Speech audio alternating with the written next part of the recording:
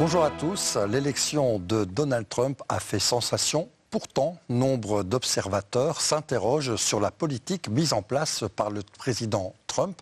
Il semble brandir la Bible et d'autre part, il bafoue littéralement les droits humains. Cette figure controversée et clivante revient sur la scène politique avec toujours la même promesse. Make America Great Again. Mais à quel prix ?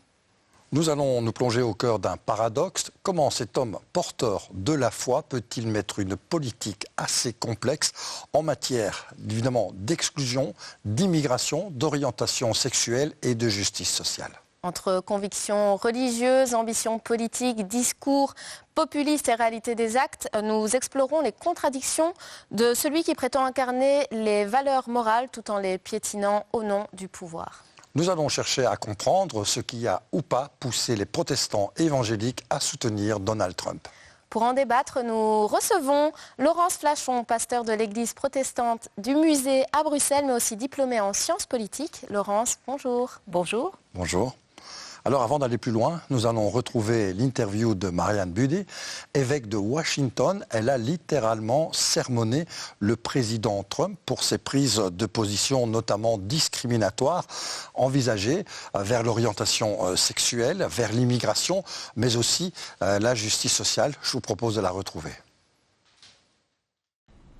And the people who pick our crops and clean our office buildings, who labor in poultry farms and meatpacking plants, who wash the dishes after we eat in restaurants and work the night shifts in hospitals, they may not be citizens or have the proper documentation.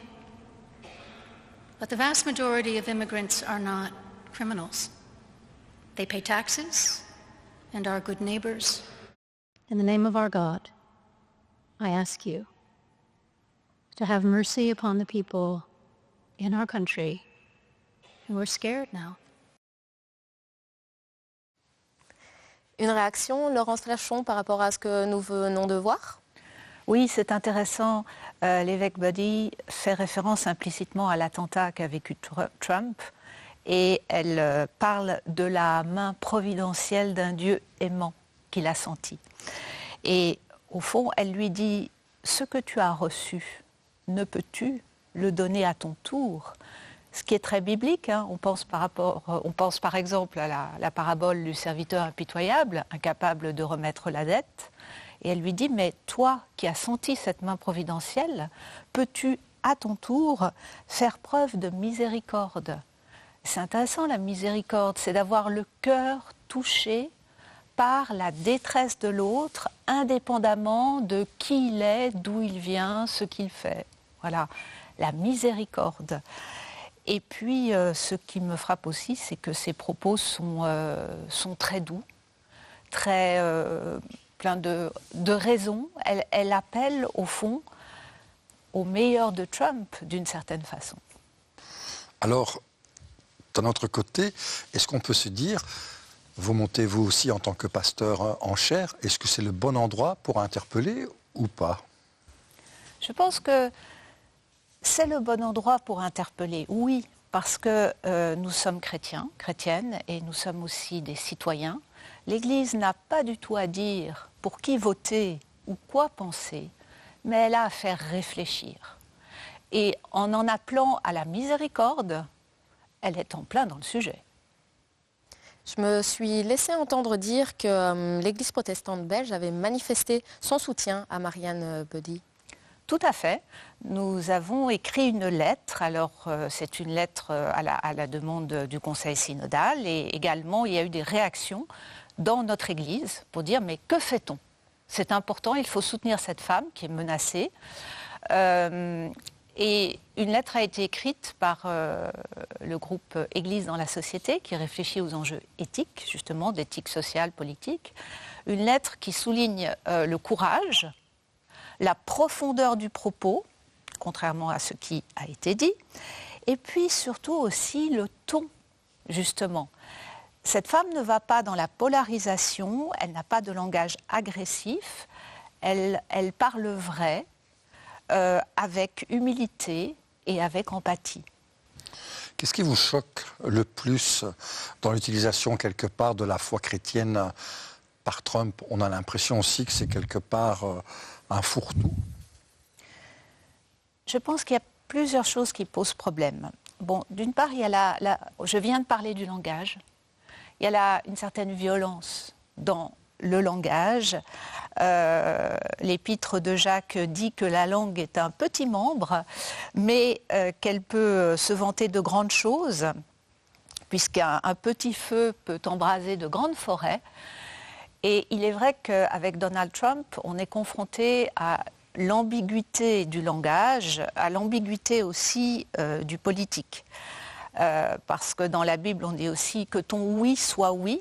Donc, cela ne colle pas avec la notion de vérité alternative.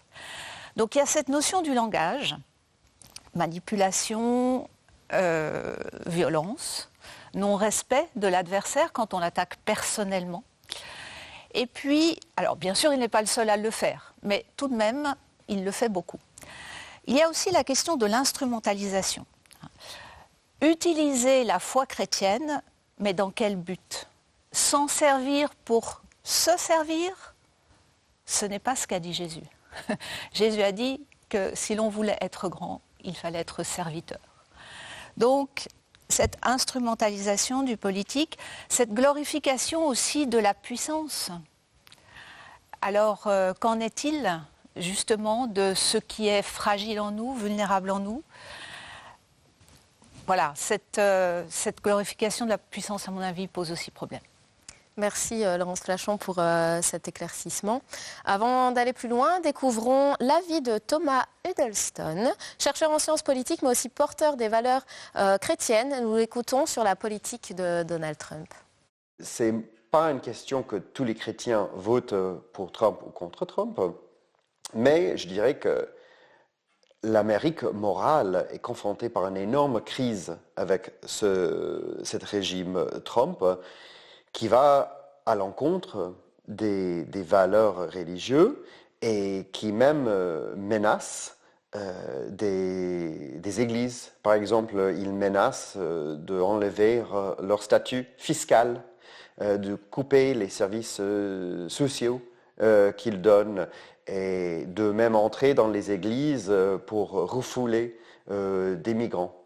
Donc on voit que même des églises évangéliques ont des difficultés à se positionner par rapport à ce régime Trump, où, par exemple, il propose de refouler 10 millions de chrétiens, qui sont des chrétiens latinos, qui dirigent beaucoup d'églises évangéliques, et alors qui, pour eux, est contre le message chrétien. Mais, comme je disais, ça, c'est aussi alors un conflit avec un nationalisme blanc, qui veut instrumentaliser le christianisme pour sa propre idéologie. Ce que le nouveau régime Trump est en train de refaire, c'est remettre en cause l'idée que l'Église est un acteur sociétal pour la justice sociale, comme a justifié le nouveau vice-président J.D. Vance.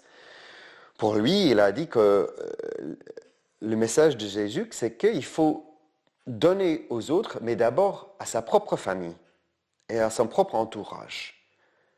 Et peut-être après, penser aux autres. Un message de J.D. Vance qui était directement remis en cause par le pape François, qui indiquait que c'était vraiment contre l'idée du message de Jésus. Même s'il y a une grande richesse d'expression critique parmi les Américains et les églises, c'est quand même un moment difficile pour être américain ou chrétien. Laurence Flachon, on vient d'entendre Thomas Huddleston. Est-ce que le problème réside dans le fait de bafouer la base de l'éthique chrétienne, de tout mélanger en quelque sorte? Je crois que ce que Thomas Huddleston pointe, c'est trois choses. Je relève d'abord, dans sa politique, Donald Trump récuse le fait que l'Église puisse être un acteur sociétal pour la justice sociale. Donc, d'une certaine manière, il récuse à l'Église le droit de s'occuper des plus pauvres.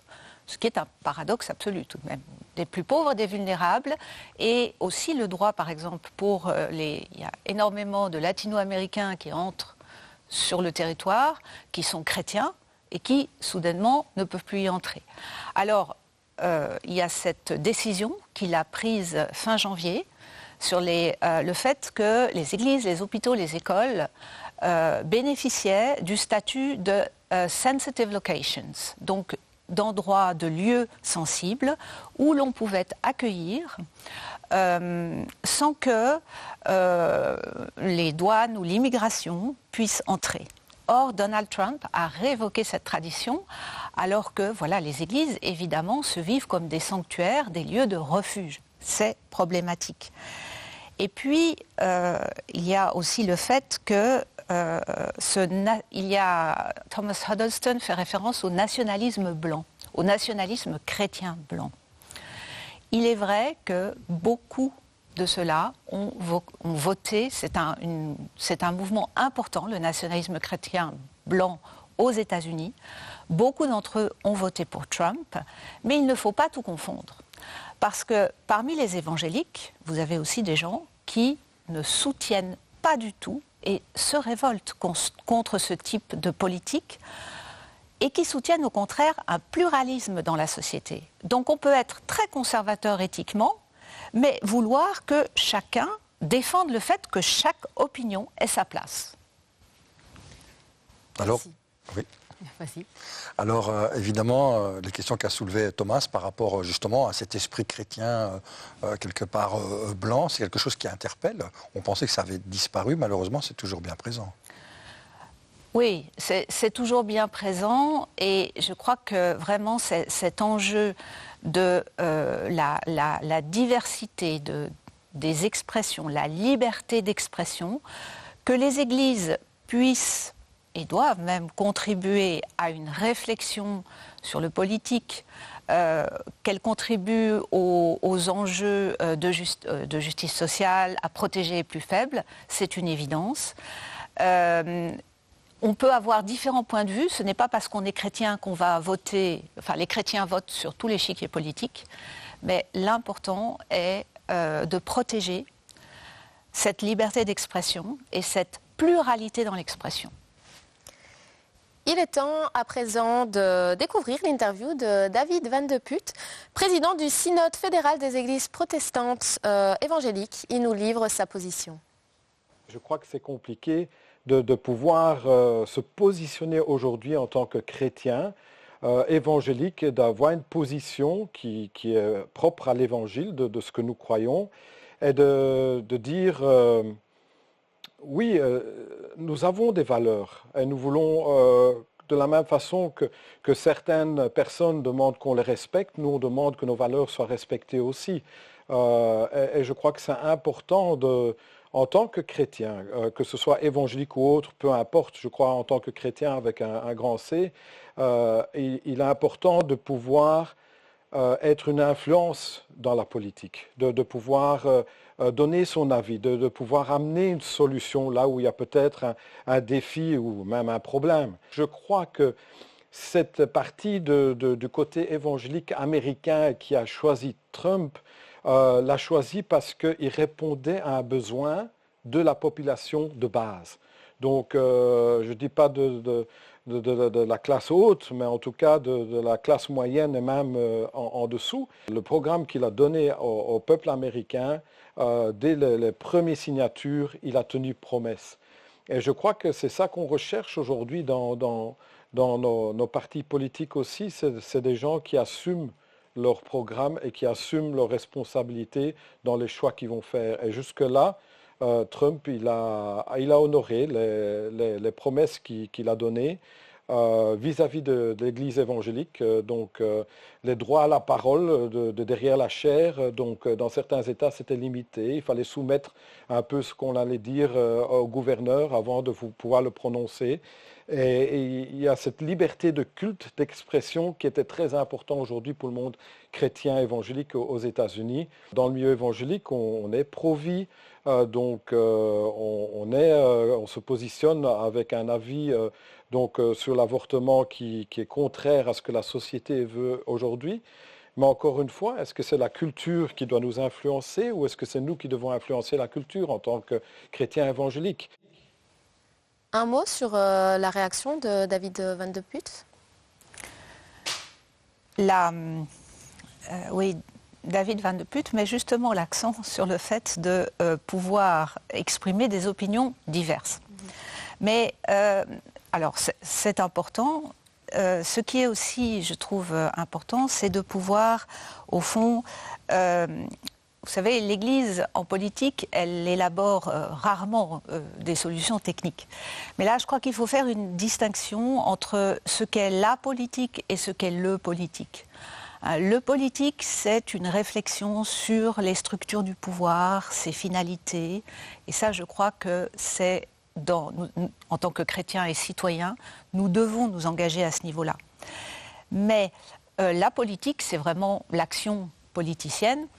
Mais je me méfie quand David Van de Putte évoque le fait que voilà, il a tenu parole, il a signé des décrets immédiatement. Personnellement, je me méfie de cette mise en scène de la politique et de cette immédiateté. Je crois que c'est très important, hein, Paul Ricoeur l'a souligné, l'importance des médiations institutionnelles. En tant que chrétiens, nous savons que le fait de prendre soin de l'autre est essentiel au niveau individuel, mais ça ne résout pas tout. On a besoin des médiations institutionnelles, on a besoin de s'engager dans des associations, de faire appel à différents corps intermédiaires. Et donc, il faut toujours penser à garder cette notion de médiation et à ne pas se précipiter dans l'action politique. Là, on prend des risques, à mon avis. Et doit-on parler de politique en Église? Je crois. Oui, j'en suis convaincue. Nous ne vivons pas hors du monde. Nous devons parler politique, mais comme je l'ai dit tout à l'heure, il ne s'agit pas de dire aux gens comment voter. Il s'agit d'aider les personnes et de s'aider soi-même, parce qu'en tant que pasteur, on réfléchit aux questions. Il s'agit d'aider les gens, de renvoyer chacune à sa responsabilité personnelle. Hein. C'est ça le politique, c'est de se dire au fond, je suis chrétien, je suis chrétienne, quel type de société est-ce que je veux ? Donc ça, je crois que... Et puis je peux, en tant que chrétien ou chrétienne aussi, demander à l'État, par exemple, bien sûr, d'assurer la liberté de culte, de faire en sorte que chacun puisse s'exprimer. Voilà, j'ai aussi des demandes. L'État, vous savez, dans la tradition protestante, il y a une forme de... Si je pense à Jean Calvin, il y a une positivité du pouvoir. Le pouvoir n'est pas là, le pouvoir politique n'est pas là uniquement pour assurer l'ordre. Il est là aussi pour se conduire de manière juste et faire en sorte qu'on puisse vivre ensemble. Ça, c'est très important. D'accord. Et est-ce que, selon vous, les pasteurs peuvent être engagés politiquement ? Alors c'est là que je reprends la distinction que je viens de faire entre la politique et le politique. Je pense que les pasteurs peuvent être engagés dans une réflexion, des actions à côté d'autres personnes, avec d'autres personnes, des associations. Maintenant, je pense que mener en parallèle une carrière d'élu et une carrière pastorale, non, il ne faut pas faire les deux choses en même temps. Voilà, il faut distinguer du point de vue du temps et de l'engagement, mais en tout cas, la sensibilité à l'injustice et la défense des plus vulnérables, elle doit se vivre en permanence, et aussi la sensibilisation à ça. Parce qu'il y a des enjeux qu'on ne voit pas. Si on reprend par exemple l'histoire du Conseil œcuménique des Églises, on voit que cette institution a rendu sensible au sort des femmes, au sort de certains pays en voie de développement, des choses qu'on ne savait pas nécessairement. Et ça fait partie de notre travail de veille éthique. Très rapidement, est-ce qu'il y a justement une manière de combattre l'extrême droite par la prédication ou la politique? Très brièvement. Les deux, mon capitaine. Les deux. Je pense que par la prédication, comme je l'ai dit, on peut inciter les gens à ne pas se désintéresser de la chose publique. Voilà, et travailler à des signes du royaume en sachant que nos actions sont provisoires et elles sont faillibles, on fait des erreurs, mais il faut se lancer par la prédication et puis encourager les personnes qui sont en situation de responsabilité à ne pas oublier leurs convictions. Merci en tout cas pour ces précisions. Je vous propose à présent de retrouver le politologue Christelle, donc qui est la mère Ngambi, politologue, spécialiste en communication politique. Il s'exprime notamment sur la politique et l'électorat de Trump. Les analyses post-électorales ont montré que beaucoup d'électeurs qui ont voté pour Donald Trump sont des gens qui ne sont pas ce qu'on appelle en anglais des usual suspects. Ce ne sont pas des gens qu'on présumerait être des personnes acquises à la cause de Trump. Beaucoup de personnes issues de minorités ethniques ou religieuses aux États-Unis ont voté pour lui. Beaucoup de personnes de classe populaire. Un bon nombre de ces personnes semblent se retrouver dans des idéaux qu'on catégoriserait comme conservateurs, certains diraient même rétrogrades. Moi, la question que j'ai envie de poser, ou en tout cas peut-être même l'alerte que j'aimerais faire à des personnes de conviction chrétienne qui s'intéressent à la politique de Donald Trump, c'est au-delà de la plateforme ou de l'idéologie de Trump, dont on peut comprendre en fait que des chrétiens puissent être sympathiques. Les positions sur l'avortement, par exemple, peuvent parler à beaucoup de chrétiens. En tout cas, c'est le cas aux États-Unis. Ou sur d'autres questions. Il y a deux choses. La première, c'est que les convictions, en tout cas pour ma part, que m'inspire l'Évangile, s'appliquent ou devraient s'appliquer à toute une série de sujets. Il faut donc pouvoir être critique. Et j'aimerais encourager chaque personne qui m'écoute, quelle que soit leur conviction, à pouvoir être critique dans les deux sens. Je peux tout à fait comprendre l'encouragement et l'enthousiasme que certaines personnes peuvent ressentir. Je peux aussi comprendre l'inquiétude d'autres personnes. Mais le phénomène que je constate, c'est cette forme d'identification. On est pour Trump ou on est anti-Trump et ça devient notre identité. Les sondages ou les enquêtes sociologiques aux États-Unis montrent que certaines personnes commencent à se définir comme évangéliques, surtout sur base de leur affiliation politique et moins sur base de leurs convictions religieuses. Et ça, je pense que c'est problématique.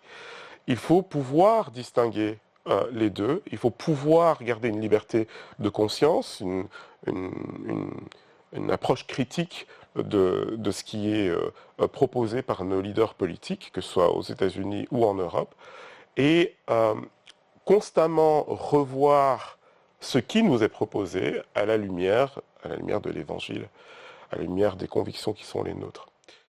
Laurence Flachon, on sent que l'esprit critique est très important dans ses propos, et d'autre part, une tradition, quelque part une force chez les protestants. Je me suis laissé dire que la résistance, c'était quelque chose de fort. Oui, j'apprécie ce que vient de dire Christelle Lamay, parce que la politique, c'est une action publique qui doit être soumise à discussion. Alors, comme je le disais tout à l'heure, on a dans le protestantisme une tradition de résistance face au pouvoir injuste, parce que le pouvoir, ce n'est pas là que pour l'ordre, mais aussi pour établir la justice et concourir au bien, au fond. Donc, c'est dès le XVIe siècle, en fait, c'est Jean Calvin qui ouvre une brèche. Au fond, il se pose la question d'une résistance possible, parce que jusque-là, en christianisme, on a beaucoup valorisé la soumission au pouvoir, le pouvoir venant de Dieu. Mais Jean Calvin ouvre une brèche en disant, au fond, si le pouvoir n'est plus ordonné au bien, eh bien, il faut résister. Alors, ce n'était pas un anarchiste, Jean Calvin, c'était un juriste, donc on ne fait pas n'importe quoi, n'importe comment.